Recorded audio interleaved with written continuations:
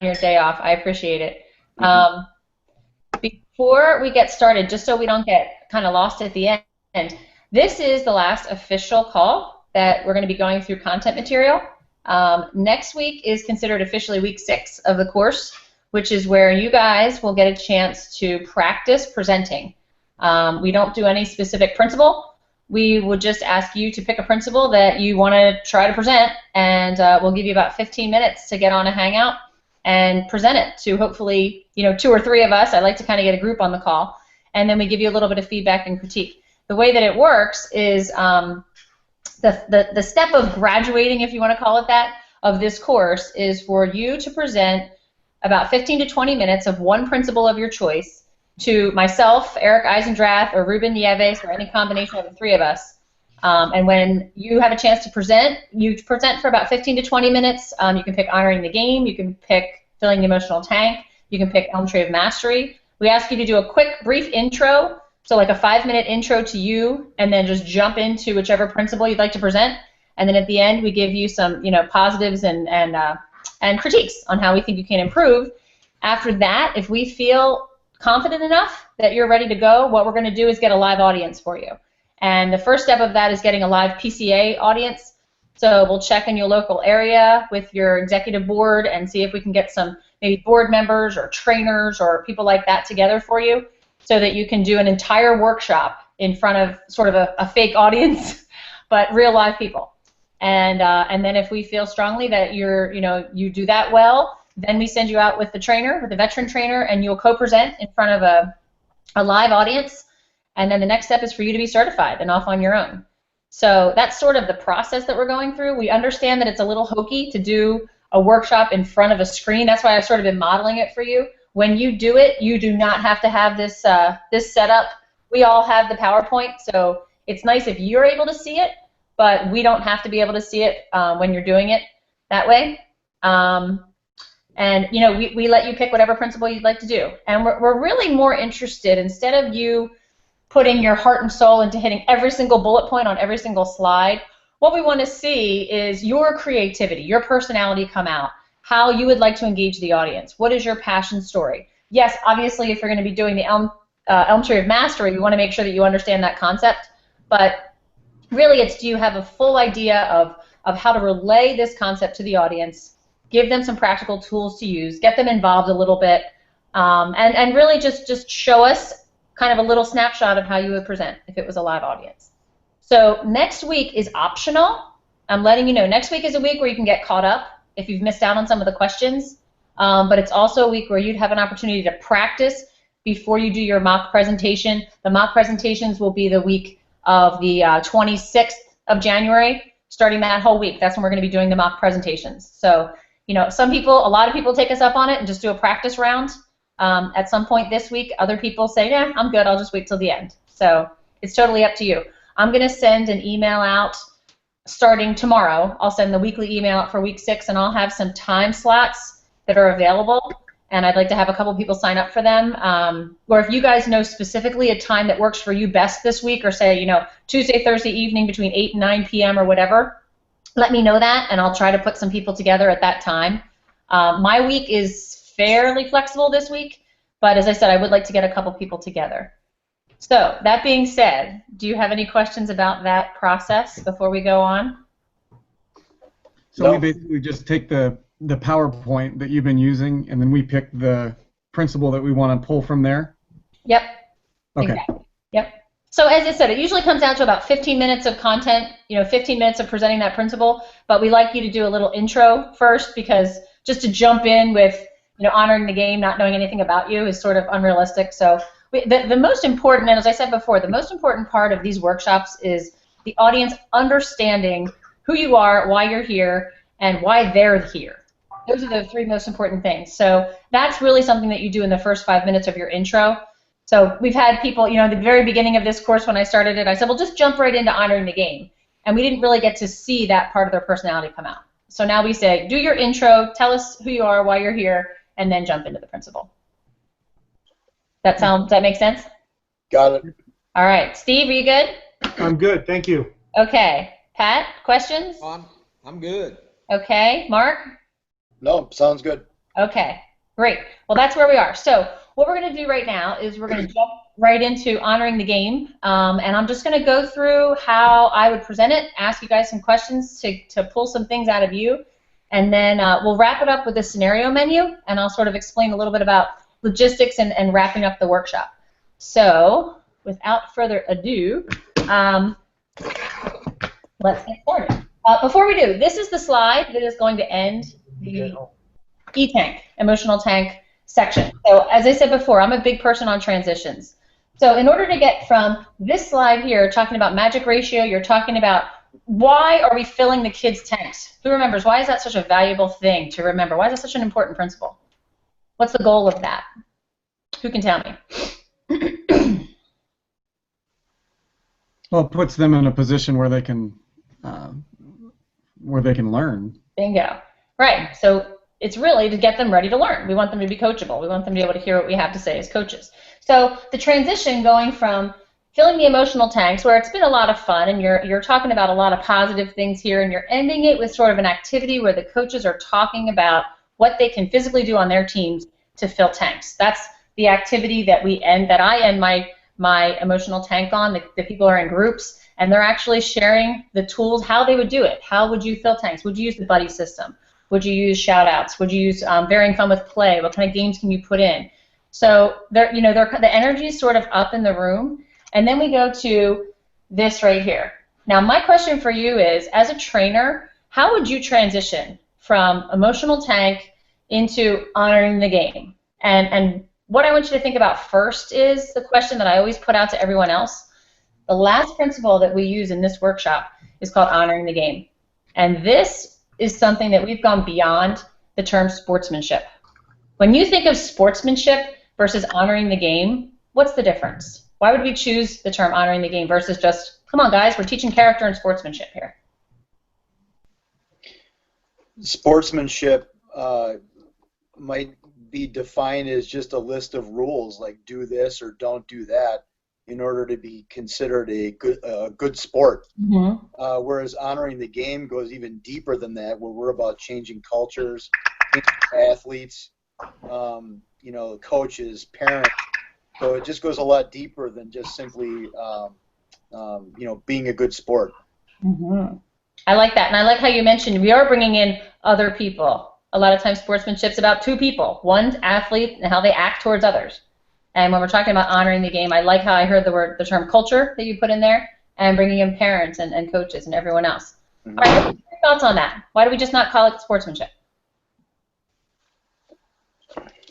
Hi, Tony. Welcome. Sorry, I was late. No worries. I think you can demonstrate good sportsmanship and maybe not necessarily positively impact those around you. Mm-hmm. To me, honoring the game is, being intentional and making those around you better. Okay, great. Hold on a second. I have an automatic update happening on my computer right now. Excuse me 1 second. The whole screen just went blank. Can you guys still see me? Yes. Yeah. That's very bizarre. I can't see any of you. It's saying update, update. Hold on a second. Yikes. Let's try this again.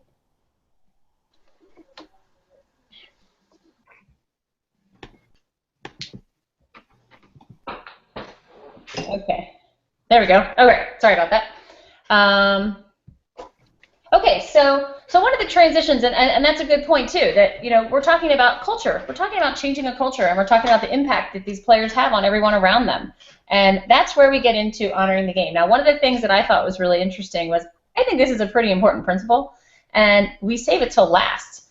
And to me, when we're talking about honoring the game, we've used a lot of video examples in this workshop, and we talk a lot about the idea of setting a culture. We talked about that in the beginning. One of the things I want you to think about, I'm going to show you a quick video clip of two players from Washington that have shown honoring the game. Now, I want you to just watch this for a minute, and some of you might be familiar with this. It's from 2008. It actually won the ESPY Award. But I want you to look at it in terms of being their coach. I've watched this video a million times, and it gives me goosebumps. But I want you to think about it as, if I were their coach, how would I be feeling right now? So then, we go to the next one. In a small town in the middle of Washington State, on a field inside a chain-link fence, in a game fewer than 100 people saw. A home run memorable not for the distance it traveled, or the game it decided, but for the meaning it carried. As a senior, this was Sarah Tucholsky's last chance to win a championship. She'd never hit a home run before, not in college, not in her life. The top of the second inning with 2 runners on the second pitch, that changed.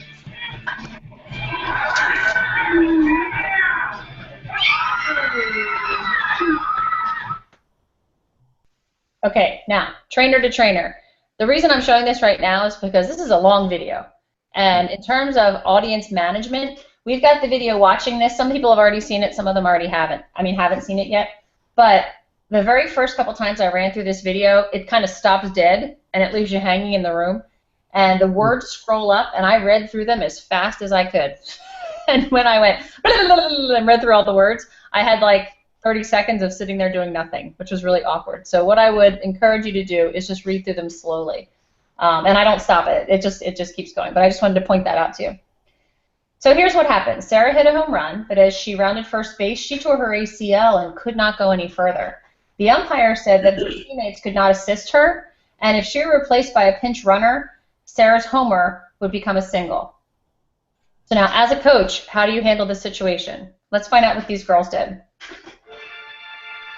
That's when Central Washington's Mallory Holtman, a player with more home runs than any other in conference history, a player for the opposing team, spoke up.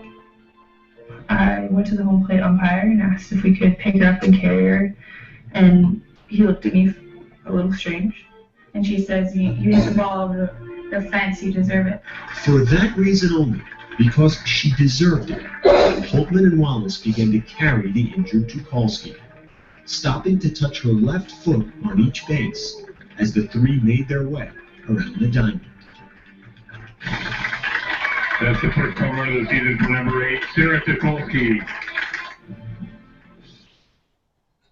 Okay, so you're their coach. You've seen that happen. You watched that happen. In the moment, those 2 girls from Central Washington lost that game for their team. Their team lost because of what they did. They honored the game in a way that coaches don't teach. No coach would say, hey guys, okay, next time we have a game, if somebody hurts themselves, you're going to pick those players up and you're going to carry them around the bases and make sure that they make that run because that's what they deserve. How did those girls know to do that? Why did they do that? They're from the great state of Washington. That's from that. Yes, that's probably true. Maybe more from Washington than from Philadelphia would do that. You know, when I see this, I really sense that they cared more about the moment than anything else. And I think that was the point. Sometimes we get lost and we don't appreciate the moments in a game. You know, you're so focused on winning or whatever, you lose fact of the moment. Mm-hmm. And they didn't. They realized that there was something bigger than the game out there, something going on here that was extraordinary, and they weren't scoreboard watching. They weren't looking at anything. They were in the moment, and they did what was right for that moment. Exactly. Good. I like that. This is Steve. Yes.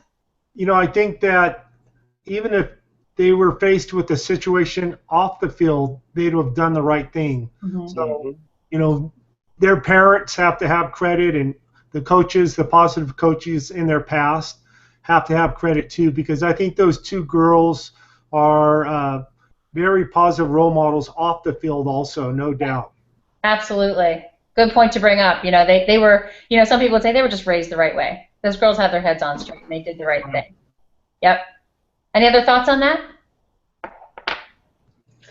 Well, I was just going to say, Kelly, you know, if I heard the clip right, if they'd had a pinch runner, it would have been a single. So it really wasn't a game winner. It was kind of the second inning. Mm-hmm. So, you know, I think, hey, they did the right thing.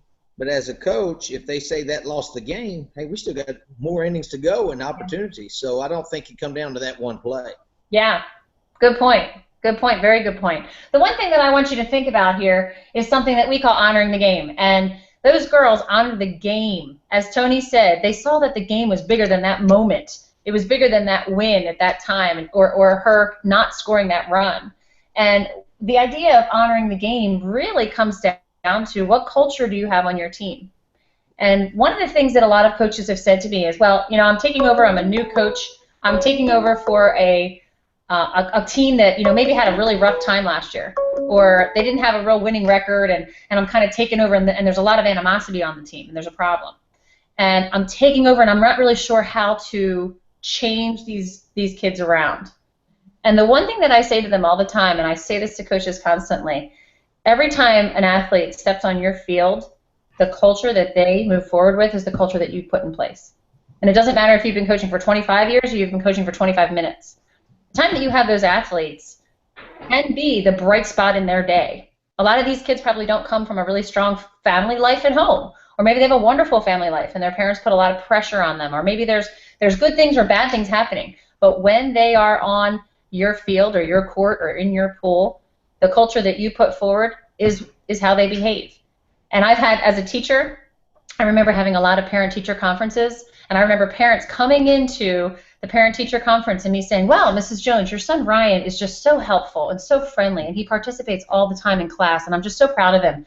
And the parents go, no, Ryan Jones is my son. Yeah. I don't know what you're talking about, because that's not how my son is at home. And it's the same on the field. Players will act the way the culture dictates. And unfortunately in our society, or fortunately, this culture has to be taught, because the default, if we don't teach a positive sports culture of honoring the game, what's society tell us? What is the culture that society is going to teach us is correct? Whatever it takes to win. Right, whatever it takes to win. The culture that we see all the time in professional sports, the culture we see when we watch our families get in front of a football game on our giant big screen TV, of screaming at umpires and refs and booing and hissing, and that is what is the default if it's not taught. So I'm going to show you today 5 different areas that you as a coach have to teach your players. And I call these non-negotiables. These are not gray areas here. These are things that, as a player on your team, these are things that we respect.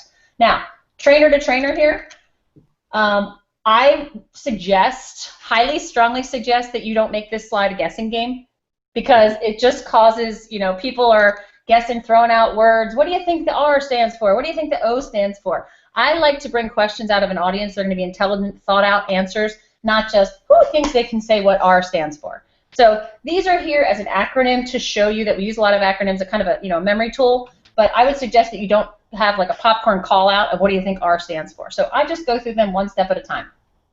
So here's what we're talking about here. 5 areas of the game that we at all times are going to honor. And the first one is the rules. Now let me throw out, what I want you to do right now is I want you to turn to somebody next to you and I want you to tell them a rule in your sport that is broken often that kids get away with.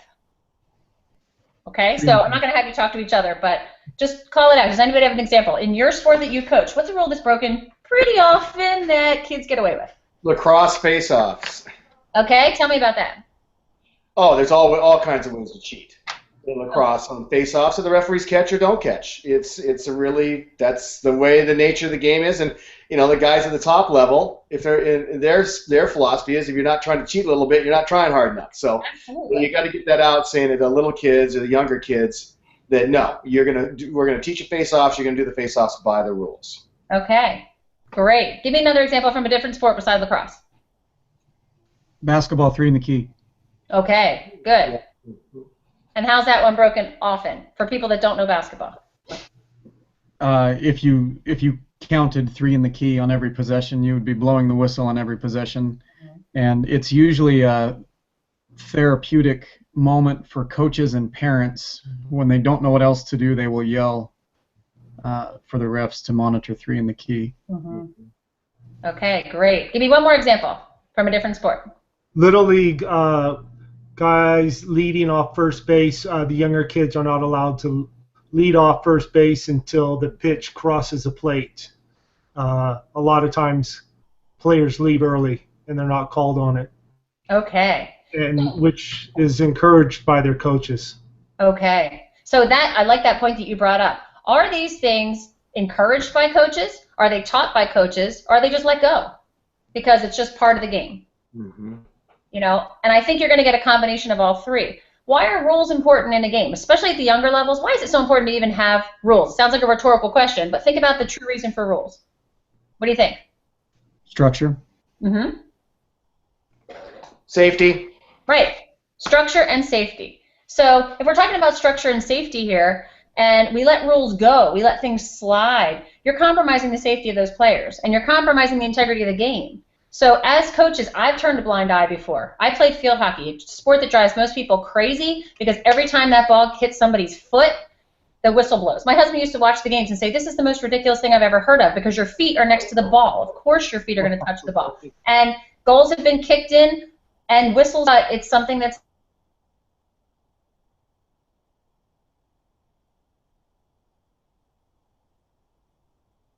this new rule. Should we stop every foul that happens, or should we play through?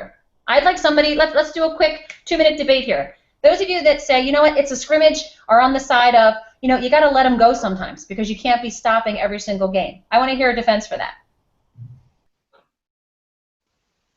Setting them up for failure when real officials come into play.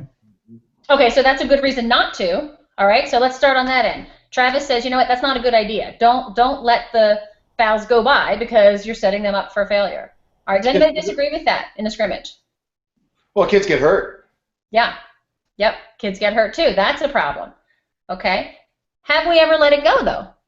Do we let it go sometimes in just scrimmages? Why? Why do we let these rules just pass by? Sometimes it's time related. Absolutely. I was going to say, I think 90% of the time it's time related. If I stopped every practice I had for every foul, especially with the little guys, it would take 45 minutes to go through a quick scrimmage.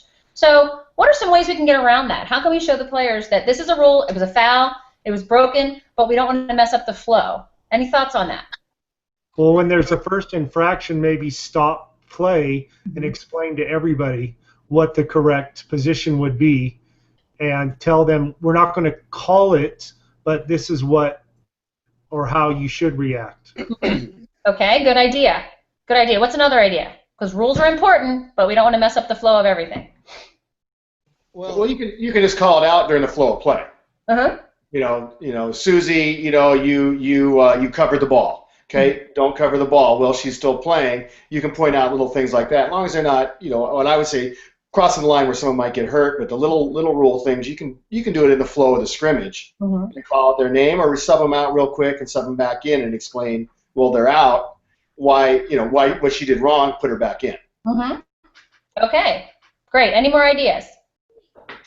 Yeah, I was going to say during the practice, you have several practices, but early in the season like that when you're teaching, maybe pick a rule that you would stop practice for and stop it for that rule, but then reinforce the other rules that are broken. So every different day there's a different rule that we're, I guess, focusing on would be the way to say it. I love that idea, and that was an idea that I was going to bring up, especially with the younger kids. A rule of the day is a great way to do it, and I like what you said. That's sort of an effort goal. You're pointing that out to the players, and you're not going to let them go, but that's what you're focusing on that day, so that's the one that you call. I've had other coaches. I had one coach that had a whistle around her neck that was like a blowy whistle that we're used to, and then they had a beeper. And anytime during a scrimmage, if it was an infraction that, as Tony said, wasn't dangerous, we just wanted the play to go, it was a beep saying, you fouled, but play on. It was kind of the play on beeper. If it was a serious foul or infraction, then she blew the whistle and stopped the game. So there's a lot of ways to do it. What I want you to remember is, though, rules are important to be taught and to be noticed. Other people have said, too, Mark, you're calling me. Oh, I'm not trying to. Oh. Hold on. Hang up on me. You for a minute. I don't know how to get rid of you. I'll just turn my phone off. There we go. All right. So, again, I don't usually spend 5 minutes talking about that, but you guys can see the type of questioning that we start talking about with rules. All right, how about opponents? I want you to think about this for a minute. How many of you have ever gone into a game and before the game starts, your team is feeling super, super confident because this was a team that you kind of knew last time their skills weren't that great, and you pretty much were going into this game thinking this is going to be a pretty easy win. I'm pretty excited about this because my players are on right now, and we're gonna do well. You might not tell your players that, but you're kind of ready for a W on the board with these opponents. And your kids go out there on that field, and their skills go down the toilet, and they start playing down to the level of the team they're playing. Anybody with me? Anybody here seen this happen? Yeah, absolutely. Vice versa, how many of you have gone into a game thinking, wow, we are playing a tough team, they're undefeated, they're one of the best teams in the league, it's going to be a really tough one. And you get out there and your players are on fire. and they are just playing their best, and they're challenged, and they're just fired up, and they're playing great. Anybody ever seen that happen? Yeah. Absolutely. One of the things that I teach my players, and we encourage you to teach your players, is that a worthy opponent is truly a gift for that reason. And we teach kids to be fierce, but also to be friendly. Meaning, you knock somebody down, that's part of competition. It happens. As long as you do it in a respectful way, after you knock them down, when the play stops, lift them back up again. And a lot of coaches, we have that kind of war zone, that this is war. This is not a competition. Does anybody know the root of the word competition, the Latin root, and what it actually means? Mm-mm. No, it's competes. Competes means to strive with someone. And I have 2 daughters right now taking Latin, and they verified that for me. To strive with. So if you think about that, striving with an opponent, that actually makes the competition one where an opponent can raise your level and bring out the good spirit of competition. What a lot of people think about as competition, of ripping down the opponent, or my opponent's my enemy and we're going to beat them and beat them and beat them, is what we call decompetition. And that was by a doctor called Brian Shields, who wrote a major revolutionary book after this whole everything about competition is bad in the 90s. Take competition out of everything. No more dodgeball. You guys heard my story. Saying, no. What we want to take out is the decompetition and the breaking down of the opponents. We want to build up our opponents so that we'll be able to play better with them. Now, the next one is officials. This kind of is usually, we got to respect officials. Who do you think is the #1 model on a field of respecting or disrespecting officials? Who do the kids look to as their coaches? Model? Their coaches, exactly. They're coaches. So as coaches, let's be aware of our behavior towards officials. We're losing officials at an alarming rate. Does anybody know the most difficult sport to keep officials in? Oof. 2 of you would probably know very well now that I'm looking at you. Lacrosse, I know that. Lacrosse, yes. Lacrosse is very difficult to get officials. And the pay is not that bad. It's really because of disrespect. So as coaches, also think about this too. Most officials, I would say 99% of officials, and we have talked to lots of officials, have said the coach that is the most disrespectful, the most verbal, and the most argumentative will probably get the most calls against him. Mm-hmm. So think about that as a coach. You're really doing damage on so many different levels. Instead of screaming at an official when you disagree with a call, as coaches, what would be a different route you could take? That you could get your point across, still stay respectful, and give a great example to the players on how to handle that situation. Any thoughts? I've always tried to wait until a break in play. Mm-hmm. Okay, and then what? Then just have a conversation with an official. Basketball is a little easier. The only challenge is sometimes the guy that you want to have a conversation with might be on the other side of the floor. Okay. But I like that. Wait until the play's over. Don't get in his face during the play. Good idea. What else? What have others done? You'd phrase your complaint in the form of a question. So instead of yelling an opinion, you could ask a referee at an appropriate time. Could you help me understand this call, or could you help me understand this, or my interpretation of this rule is X. So it's a little bit more less adversarial with the referees. I like that. When you said ask a question, I thought, what the heck were you thinking? That sounds like a question to me that I hear a lot. But yeah, that's a great one too. Anybody else have any advice for coaches that get a little fired up in a game? How do you handle this with a ref or umpire? Yeah, Kelly, this is Tim. Yeah, it's just a couple things. I agree with waiting until there's a little bit of a break. The last thing you want to do is have your players see you questioning. If you're telling them to follow the rule, respect the rules of officials and opponents, and you're not doing it, obviously that's a poor example. But I agree with the previous comment. I was just asking him, say, hey, can you just kind of walk me through what you saw right there, and can you kind of tell me what did you see? And they usually get right back to you, and I can just say, hey, look, it didn't look like that, but I definitely respect the call. Absolutely. And there's probably nothing worse than an official that has to throw someone out of a game. And there's nothing worse than an official that has to throw the coach out of the game. We have a local Catholic high school here that the baseball coach got thrown out, not only for the playoff game, but the team went on to win the playoff game, made it to the district level, won the district level, and that coach was not allowed to follow his team to state, who then went on to win the state championship. Because of the behavior that he had at an official. He actually pushed an official, and that was it. They were done. So Nothing worse than that. That team won the state championship, and they didn't have their coach by their side. So just to keep those things in mind. All right, the last one. So we've got rules, opponents, officials, teammates. Now, what is your role on your team? What's a culture you can set up? All these kids obviously are not going to be best friends. Okay, they're probably not all going to get along with each other at all times. But what is a rule of your culture on your team that you can put in place that would help the kids respect each other and honor each other? Does anybody have kind of a blanket rule that you do on your team? Well, no put downs. No put downs. Great. We're only as strong as our weakest link. Good. I like that one too. What if you have a conflict within your team? Especially at the high school level or middle school level when kids are really starting to get antsy to each other. How do you handle a conflict between players that just do not get along at all? Any words of wisdom? You can call over one of the captains or one of the leaders within the team and ask them if they see that and ask them to intervene and let them know what you want to come out of it and put them in charge of squashing it. Mm-hmm. Excellent. Here's my question for you. We talk about skills all the time that we're trying to teach in our sport, whether it's swinging a bat, hitting a ball, catching, dodging, whatever the skills are. Is getting along with teammates a skill that should be taught? How many of you say yes? I think it is. How many of you say, not really, it's just something I need to encourage? All right. I can see all your hands going up and down. Of course, I've got a whole auditorium of you where your hands are going up and down. Think about teaching your players ways to get along with each other as a skill. So let's say you're doing a lacrosse drill and you're doing, give and go, something like that. How can you weave in just a tiny little part of that in a drill that would encourage kids to be positive or not put each other down? How could you make that drill actually a lesson in getting along with everyone? Any thoughts on that?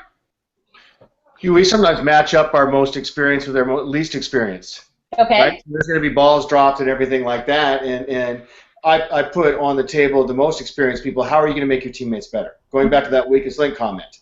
So now it's your responsibility to make your teammates better. How are you going to go about doing that? Yelling at them for dropping a ball is not going to help. Yep. So how are you going to do it in a positive way? Yep. And how do you model that? What do you tell them? What is the answer to that? Well, the answer to that is that you think about I talk about Michael Jordan, and he's gotten so old now. I'd like to find a more contemporary one because anybody Michael Jordan played with was a better player, right? Yep. Everybody was a better player. So yep. the key to being an outstanding player is making those around you better. Yep, I've got a great example for you. Yeah, is it to encouragement, working with them, building their skills. I really need to find a contemporary Michael Jordan because the kids now look at you like, who's Michael Jordan? How about Shane Battier? Shane Battier is one of our sport members. Yeah, and we use him a lot in our athlete workshops, and he's called the No Stats All-Star because every team he's ever been on has gotten better, and it's not because he scored more points. He's one of those people that's a leader on the field, or on the court, I should say, and he makes those around him better. And he's also not a very vocal leader, and he shows by example, and he just makes everybody positive. What I want you to think about is there's ways during your drills. I've run practices, I've run teams, and I've had the girls do even shuttles in lacrosse, something as simple as that, or just passing drills in basketball. And they've been quiet. They're just silent. They're just focusing. Well, maybe at the first 10 minutes of practice, as a way to fill up their emotional tanks, have the kids cheer each other on. Every single time you pass the ball to somebody, cheer them on. Way to go, Tony. Love that. Good shot. Hard. Like the force, like the arm, whatever it is. Have them, force them to compliment each other. Force them to bring out the positive comments just for a quick powered-up drill. 2-minute drill, we call it, too. Just relentless positivity for 2 minutes. Fires everybody up, fills their tanks. They learn to respect their teammates, and it's honoring the game. So it is something that can be taught. And the last one is self. One of the things that my husband noticed when he started coaching swimming was the team was close. They were a close-knit group of guys. He was coaching high school swimming. They were a strong team. They were winning a lot of meets. And when they were going to an away swim meet, these kids were fired up. They were cheering each other on. The music was playing. Everybody was having a blast. My husband stopped coaching for about 7 years and came back 7 years later. And he was coaching at the same high school. And on the way to away swim meets, every kid had his headphones on. And they sat there on the bus with their arms crossed by themselves in the seat. Didn't talk to anybody. There was no music playing. There was no smiling. Same high school, same sport, 7 years later. And my husband came home from the first away game and he said, I don't know what happened in the last 7 years. Yeah, maybe every kid got an iPhone. That's a little different. But what happened to these kids? And he started noticing throughout the season that these kids were so nervous and so worried before a meet, and they were so anxious, and they had to get themselves in a zone to block out everything else. And what he found is that when they were making a mistake in the pool, they were beating themselves up. So they were losing self-respect by playing and by swimming. And so, there were steps that he had to take to bring these kids to the point where they realized this was a game. And the game is bigger than themselves, and they can make themselves good athletes, but being part of a team is going to make you better. So he started the rule like, okay, no more headphones on the bus. You can have headphones in 2 minutes before your race if you need it, but on the bus, we're going to talk. We're going to have fun. We're going to cheer each other up. And the team, of course, at first they griped, like, oh my gosh, what's this coach doing, taking away my headphones? But as the season went on, they actually loved it, and they really thanked him later for it. So there's our 5 areas of respect, and this is why we talk about culture creation. You as coaches, your job is to create a culture on your team. One of the things that I ask everybody to repeat after me is this. This is a very powerful phrase. The way we do things here. This is the way we do things here. Okay, everybody? Repeat after me. This is the way we do things here. This is the way we do things here. All right, that statement is one I want you to ingrain, write it on your hand, on your clipboard. Anytime anybody on your team has areas of this that are disrespecting, whether it's parents, whether it's athletes, whether it's coaches, whoever it is, I want you to have my permission to use this phrase right here. I'm sorry, that's not the way we do things here. I'm sorry, that's not the way we talk to officials here on this team. I'm sorry, Mrs. Jones, that's not the way we support our kids in the stands here on this team. Because culture creation is something that you as a coach have to decide that's who you want to be and that's the team you want to coach. Now, in our book, we've got loads of tools because not everybody is always in with this philosophy. So if you wanted to look, Chapter 8 in the book has a lot of different tools for honoring the game. And one of them that I like to talk about is a self-control routine, which you'll see on page 46. Sometimes coaches just have those moments where I'm going to lose it. Whether it's an official or an umpire that walked out on the field that you don't agree with, or something happened, or it's another coach that maybe you don't always get along with, nip it in the bud. Have something in your pocket as a routine. One of the things I always have with me is a water bottle. And whenever I'm on the sidelines, if I ever feel myself get fired up, I just grab my water and I take a few steps away and I just take a long drink of my water bottle and take a deep breath. And then I come back and I start over. So there's a lot of things coaches can do. I've heard other coaches that have said they have like a rock in their pocket, or they have something that they just know will cool them off, or they warn their assistant coach, you know what, I'm going to get fired up, I'm going to get upset. If this ref makes one more bad call, I'm going to lose it. Have the coach keep you responsible and just cool you down. Okay? Another one that's great, what about parents?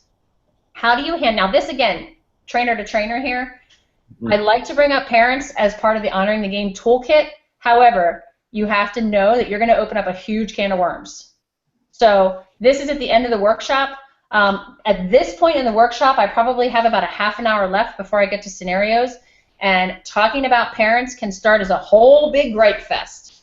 So you guys, as trainers, how do you talk about the idea of parents without opening up a can of worms and starting a huge venting session? Any thoughts? Just make that statement. Just say, we're going to talk about the parents, but it's not going to be a big venting session. Okay. Just put it out there. Okay. I address it by asking the question, how many of you have a culture keeper? And that's the term we use. A parent who's the culture keeper, that keeps the culture of our program. And that's a great way just to start it off, just to get people thinking, oh, we really don't have a parent assigned to help me out when another parent gets out of hand. The coach should coach. Parents should manage themselves. Yes. Why is it important to have a culture keeper, Tony? What does that free up you to do? To coach. I got to coach my team. And my culture keeper, especially with lacrosse because no one knows the rules, you try to find that busybody parent that needs a job. We'll get them scouring the rule book so they can explain the rules to the parents who are getting upset at an official, but they don't know what they're getting upset about. They just don't know what the rule is. So that's a great one for a busybody parent, to have them be the culture keeper, and that gets them, it takes care of two things, gets them off your back, and then also helps control the parents. Great, thank you. Now, would you recommend having a different culture keeper for every game, or do you keep the same person for the whole season? For our girls team, we've just had a parent that has been volunteered or was volunteered to be it for the whole season. Great. Never thought about changing. Okay, I love the way you said that. That's one of the things that I do as well, to bring up the idea of parents. How many of you have ever thought to have culture keepers in the stands? What are culture keepers? Anybody else want to add to that before I tell you sort of how I handle this? Well, Kelly, you set the tone with your preseason parent and team meeting. Mm-hmm. And let them know from day one, this is what the culture is going to be, and this is what our expectations are, and this is how we're going to handle things. Great. Great. And one of the things that we do at PCA as well, and I bring these out, whenever I ask questions to the audience, I don't know if you've noticed, but through this whole honoring the game, this is the one principle where I get as much as I can out of the audience. I do less talking for honoring the game because the coaches have such great ideas, and they're all peers, and they all know each other, and they all play each other at some point or another. So if you've got coaches that are giving you fantastic ideas on how to honor the game, it's just doubly reinforced because all the other coaches in the league are listening, or all the other coaches at the coaches at the school are saying, wow, I didn't realize you did that. That's so cool. So you're actually making a culture right there at this workshop because you've got coaches that all have something in common and they're all sharing tools. And I see coaches writing down things all the time and going up to each other afterwards going, I love that idea. I think that's great. There's a coach who's actually a new trainer out in California, Thousand Oaks, California. He has a pretty, he's got a pretty intense geographical area for football, and he has a culture-keeping team that they volunteer to be the culture-keeping team before the season starts. And he said he gets about 20 volunteer parents, and he has a meeting with those parents, that small group of parents that want to be the culture-keeping team, and he has 6 to 10 culture keepers in the stands in yellow T-shirts that say honor the game at every single game. And he said the cool thing is it's about their 5th year doing it, and even neater, he's had to have less and less armed police. The more culture keepers he has, the less armed police they have. And sometimes, as Tony said, the people that volunteer to be the culture keepers are the biggest culprits, are the loud, obnoxious parents, and their behavior has changed. At first, he was a little bit nervous about having that really boisterous, loud, belligerent parent volunteer to be a culture keeper, but he's found their behavior has been amazing because they're now aware, I can't be doing that if I'm the culture keeper, or appointing that problem parent, things like that, which is a very cool idea. So again, this is where I asked you guys in the questions this week to have where have you been challenged in honoring the game? This is a great part to bring it up. If you have a great story, and so many of you did, I think you should all go on the posts and read some of the stories that people wrote, because we've all been challenged in honoring the game, and how did you handle it? And how did you handle it and put it into the context of the principles we're talking about? Steve, I love the way you brought up a parent meeting. That's number 2. I always bring up, for these 2, self-control routine. For me personally, I talk about culture keeping, and I always talk about a parent meeting. One of the cool things to bring up is this, that Positive Coaching Alliance is, in fact, an alliance, and we are your partners. And we're not going to leave you when you walk away from this workshop stranded with, I don't even know how to do this. I don't know where to get started. We have a website where you can find tons of information. Actually, the newest edge of the website is called the Development Zone website. And on that website, you can click and you can find resources for coaches. And one of those resources is a parent meeting agenda. So if you don't even know where to start with parents, you might not even have a parent meeting, we give you an agenda on what to cover during that meeting. And it's all in the framework of positive coaching and what you expect from parents. Then after going through that agenda, we actually have a parent contract that we have parents sign. And many, many schools do this. Some of you might do this already. But it's just a good way for parents to be accountable for their behavior, and you set your expectations right up front. And I've had coaches say to me, you know what, I had a parent meeting for years, and I talked about uniform handouts and how the carpooling works and which one's going to be the snack mom, and I never thought to tell the parents, this is how we do things here. This is how I want you to act on my field or my team, and maybe if this is not the team for you, you might want to find another team, because this is the way we do it here. So I'm glad you brought that up, Steve. Thank you very much. All right. Now, to wrap it up, these are the 3 principles that we talk about. This is how I kind of end up the principle section of my workshop before we go into the scenarios. I ask everyone in the audience, I'm going to show you the 3 principles: Elm Tree of Mastery, Filling the Emotional Tank, and Honoring the Game. And I'm going to give you 2 minutes right now. What I'd like you to do in those 2 minutes is turn to one person and tell them one thing that you remember from the Elm Tree of Mastery and a tool that you're going to be able to use. I'm going to ask you to find somebody different in the room and tell them something you learned from Filling the Emotional Tank and maybe a tool that you'll use. And then find a third person, tell them what you learned from Honoring the Game and a tool that you plan on using with your team. Now, what I do is have everybody stand up, because this is where they sort of mill around the room. trainer to trainer. A couple reasons for doing this. Number one, it gets them up and out of their seats again, stretching, great reinforcement of the principles and the tools. And sometimes they might turn to somebody and go, yeah, I don't remember anything from that. And then somebody will say, oh, yeah, well, this is what really stood out for me, the magic ratio, and I'm going to start a buddy system on my team because I thought that was really cool. So it's a good way to reinforce it, good way to get people up and stretching before the last part of the workshop, which is the scenario menu. So I know I'm running out of time. No, I'm good. I have a few minutes. Before I get into this, any questions about honoring the game that you guys have for each other or for me? No. I think, go ahead.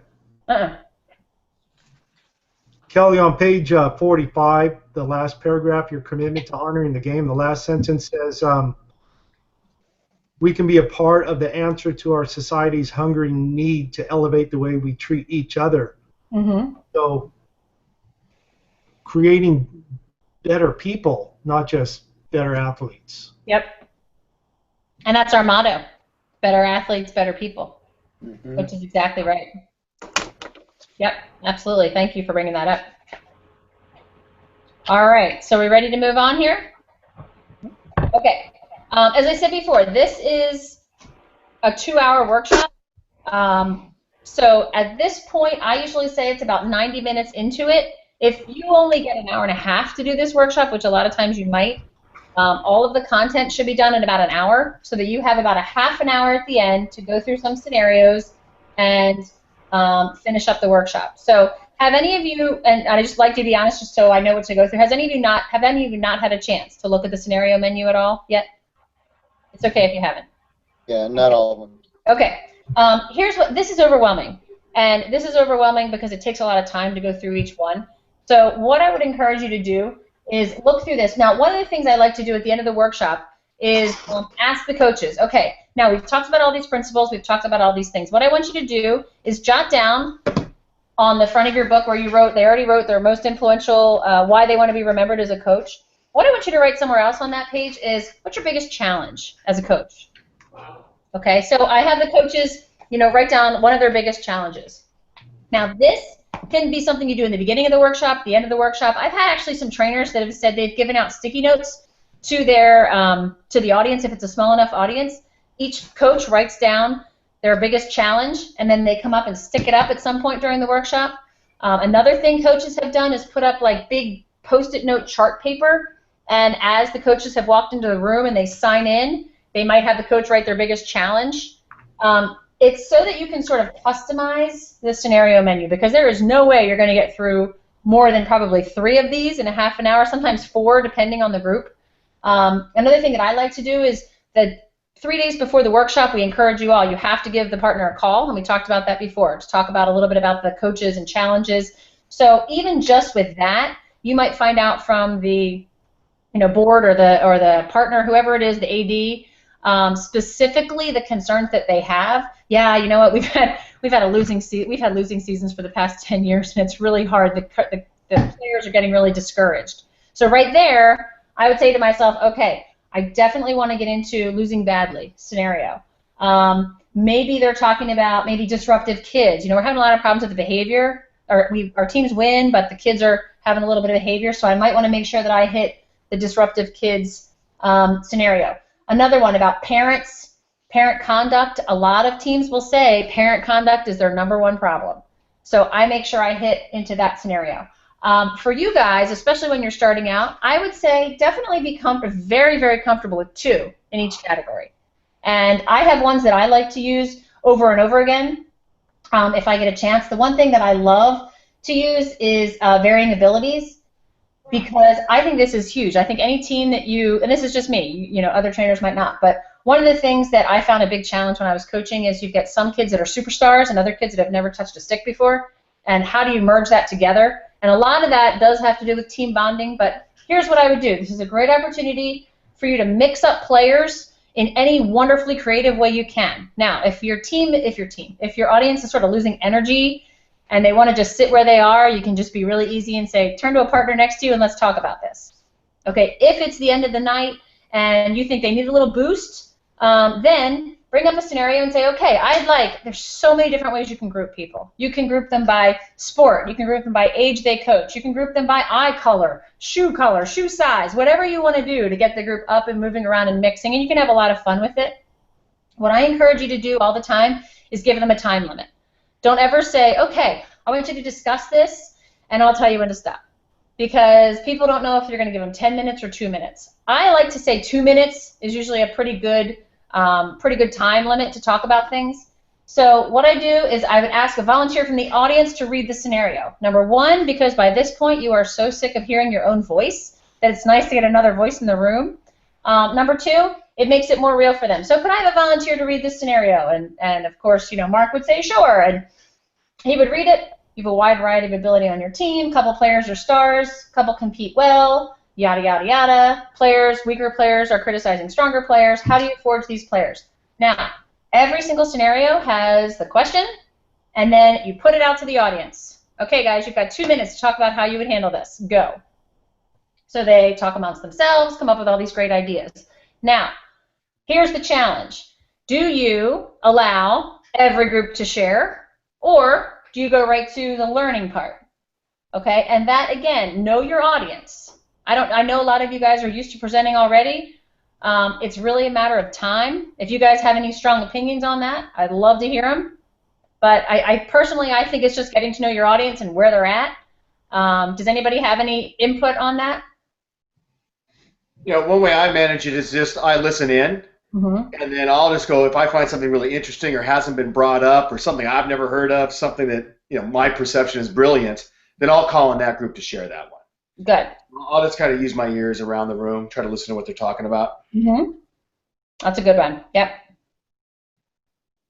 All right, and it's neat. Now I'm glad that you said that. I just did a workshop down at the United States Soccer Convention last weekend, and I thought I was going to have 30 coaches sign up, and 180 showed up in the room. So, automatically that changed the dynamics. I was going to have them get into small groups and talk and share answers, and I was like, oh my gosh, I've got 180 people. So I did a lot of that, Tony. I did a lot of listening in, and then when I brought the group back together, I said, wow, I heard a table over there. This is an idea that they had. This is an idea that they had. What we want to bring them into is the second page of every scenario are the tools from out of the book. So again, that's why I said it's really important that you know two very well. Here are some great ideas we have for you, and I'm sure some of you mentioned some of these. We've got emotional tank fillers, hardest workers, teachers, and you can read through them. I'm not going to go through them all now and teach them all to you, but they all have references of pages and where to find them in the book. So read through them, know them. Raising the profile of role players. If you just read what's on the screen, it's not going to mean anything to the coaches. Make it real. Explain how to do these principles. And once you've read through it, you'll be able to understand it. Just Right Challenges is a great tool. At page 27, we'll talk about, there's a study behind it. Pull that out. That's helpful. Every scenario, you can go back to the menu by clicking menu, and you're back here again. They're all hyperlinked. Another one I love and I encourage you to use is Magic Ratio, because you just talked about it, number one. Number two, there's a toolkit, which I find these tools are great. Number three, there's a video that goes with it. It shows positive charting. And this is one of our trainers, Steve Henderson, who's a football coach down in Texas. And it's a great way to illustrate the tools of the tool of positive charting. And number two, you can also push them again to our website that talks about positive charting. So because it's 9 o'clock, I'm just going to show you the end to close it up. When the book of your life You've got Herm Edwards. What will it look like? Will it say you made a difference? Okay, I'm going to stop Herm. Herm links you back to the beginning where you talked about, as a coach, you are making a difference. And I always have the coaches one more time read what you wrote at the beginning in the front of your book. How do you want to be remembered? And I want you to think about that every day when you're coaching. And that's sort of what Herm kind of wraps it up with. The end of the workshop, there's a lot of slides in here, and this is a lot of logistical, office sort of stuff, I kind of say. Right now, the Double Gold Coach of the Award year is closed. The next slide that's going to come up is the Triple Impact Competitor Award. This is why I always encourage you to go on. We do a Google Share site for Positive Coaching Alliance trainers, and we update these slides. So that's one that's always up there. Text to sign in, we talked about in the beginning. I put this up again as a reminder. If anybody didn't sign in, here's the number again. Please do that for those of you that came in late. So that's a good one to mention. Next one, every one of you will get a card. Because you've gone through a Positive Coaching Alliance workshop, I'm going to hand you each a card saying that you're certified. Please date your card. And then the last part of it is the back of your book. If you could all open it up and tear out the last page of your book, you don't have to do it, but this is the evaluation. We're always constantly trying to update and change these workshops, and we want to know what you liked about this workshop. What would you use? What do you find most valuable? So if you could please tear that out, and as soon as you say that, the room is going to go into noise and bedlam, because right there they're saying it's over. So anything that you want to say of value, say it before you tell them to tear out that evaluation, because you've pretty much lost them after that. So I give them a minute to tear it out. You know, there's all this shuffle, shuffle, shuffle. Everybody needs a pen, all these problems. And then what I'll put up is this, and sometimes I mention it, sometimes I don't. A couple other things. What I usually do, and you guys are welcome to do it too, I switch the order of these so that this is the last slide, because I want the evaluations to be the last thing that they do. I don't know why they have this as last, but one of the things I do mention, we have a very cool app, free on the App Store, now available on iPhone and Android. And if anybody like me loves sports quotes but never knows who says what and when, every week you get a sports quote sent to you with a really cool picture on it, and you can actually change the picture on the quote to be your own team. And then you can tweet it or Facebook it out to your team or email it to your team every week. And it's just a really cool app that we just started. It's a lot of fun. And it's a library of incredible sports quotes. So then technically my last one is this. Guys, if you enjoyed this workshop, tweet it. We're trying to get the word out about this. So whatever you can do to spread the word would be fantastic. I'll be here for questions after the workshop, but thank you very much for your time. Da-da-da-da-da. And then everybody is finished. Workshop evaluations go up here, and we're done. And you can go rest. So that's where we're at. Questions? Thanks for joining us, Patrick Manson. I saw you sneak in there. All right. Well, that's it. Any of you that joined late, if you want me to explain what's going on for next week, I'll stay on and explain that for a couple more minutes. Those of you that already heard it, I'll put the announcement tomorrow. I'll send that out in an email tomorrow, and you can let me know what time slot works for you, or if you have any questions. As I said, I'm flexible this week. I'm available. Let me know what you need. If you would rather do it one-on-one without anybody else jumping in this week on the practice, we'd be happy to do that too. If you want a couple people watching, that's great. So I will be on for a couple minutes. Any of you that have to leave, feel free. Thanks, guys, for joining me. Thanks, Kelly. Thank you, Kelly. Absolutely. Okay, so any of you want to hear what's going on for next week? Here's what we're doing. Next week is week 6, and it's optional for you. Next week is a week that I put in because at the end of the other 3 courses, or 2 courses, I should say, I asked for suggestions, and they said, we'd like some more time to practice before our final presentation. So I put in next week as a week for you to catch up on questions you might have missed, asking me any questions. You know, you have a chance to watch old recordings of these Hangouts that you might have missed. It's sort of a catch-up week, but it's a chance for you. I'm sorry, back up. The last week in January, the week of January 26th, which is the final weekend of this course, is going to be your final presentation. So each of you are going to be given a 20-minute time slot to present one of the principles. You're going to be doing a 5-minute introduction, which is your passion story. Why are you here? Why should the audience listen to what you have to say? And then picking one of your favorite principles, either Elm Tree of Mastery, Filling the Emotional Tanks, or Honoring the Game. So you're going to have 20 minutes total to present to myself, Eric Eisendrath, Ruben Nieves, and maybe a board member from your local area. And we want to see that, number one, you know the content. We don't want to see that you've memorized the slides. We want to see your personality come out, any creative ideas, how well you do at telling stories that might illustrate some of these principles. How is your pace, that you're not telling us a story for 20 minutes and then wrapping up with, oh yeah, here's a slide. We just want to see that you're comfortable sharing. And if you do well with that, which I'm sure most of you will, then the next step is to get you in front of a live audience in your local area. We ask some board members or trainers or anybody else. We pull people in off the streets like David Letterman and say, hey, sit here and watch him present.